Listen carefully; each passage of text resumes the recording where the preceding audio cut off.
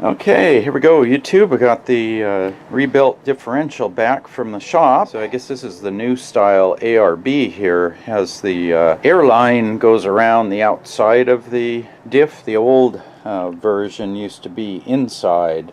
So it went from there around, I forget how the line was routed, but the new style goes outside like that, so you have to be careful of that. I'll go show you the axle housing. I got that ready to go. Yeah, so I've got the axle housing all cleared out, got the old oil out and cleaned off the flange, and I'm ready to put in the new differential. This is one of the axles. I've clearanced the housing. I cut off the bottom drain plug.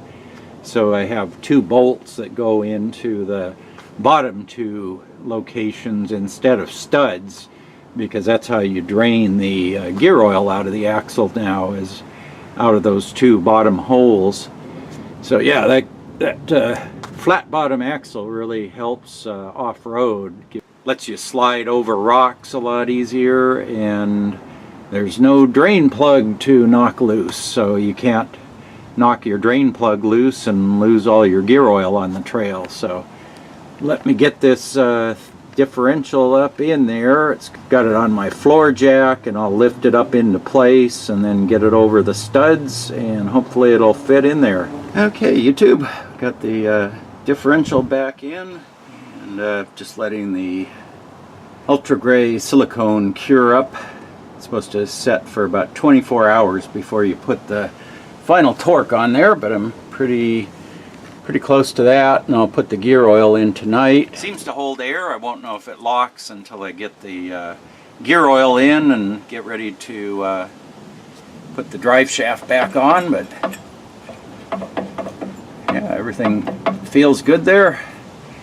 So yeah, I'll probably put the oil in tonight, give the silicone 24 hours to cure up before I put the oil in, and then I've got about 500 miles of break-in. Supposed to keep the speed under 45 and don't drive more than 15 or 20 miles at a time, and then let it cool in between. Pretty similar to when I've broken in gears before. Take it easy for the first 500. So I got the hubs in and the locking hubs on there.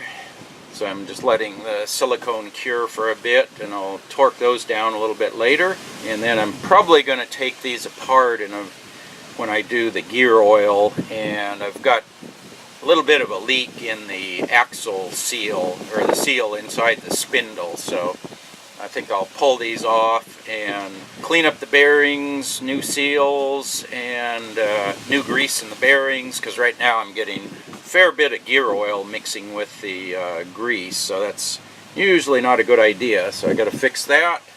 This is a Toyota IFS 86 to 95 rear axle that I put a full floater kit on there, so I've got disc brakes, as you can see, and locking hubs on the back, and that works quite well. I really like the setup. Makes it really easy for this, because I don't need to jack up the rear end. I don't have to take the brakes apart. You just pull the hubs out, pull the third member out, swap it out, put it back in, and you're good to go. So the drive shaft in. So we've got a CV drive shaft running down there, and I've got just some regular gear oil in, so doing about a 500 mile break-in period, and then I'll drain the oil back there and put in some good Redline synthetic oil for the long run. But yeah, the gears so far are nice and quiet. They're not running too hot, but you got to take it easy on them for first 500 miles or so before you do any extended high-speed driving or anything. So I'm trying to do that. And I did check out the locker. Everything works. Before I hooked everything up, if I unlock a hub on one side, I can spin the pinion flange, and if I lock both hubs, I can't spin the pinion flange. And then if I unlock this hub and then I go and engage the ARB locker that's in the differential, I can't spin the pinion flange, and then if I unlock the locker, I can spin it. So that's telling me both axles, both hubs are working, the locker's working, and yeah, it looks like everything's good. No air leaks, no oil leaks. So I think we had a successful repair. So that is my rebuilt ARB third member. So it's got a V6 ring and pinion, 488 gears, and then the new ARB, I think it's the RD132 model. So that's the latest Toyota ARB locker.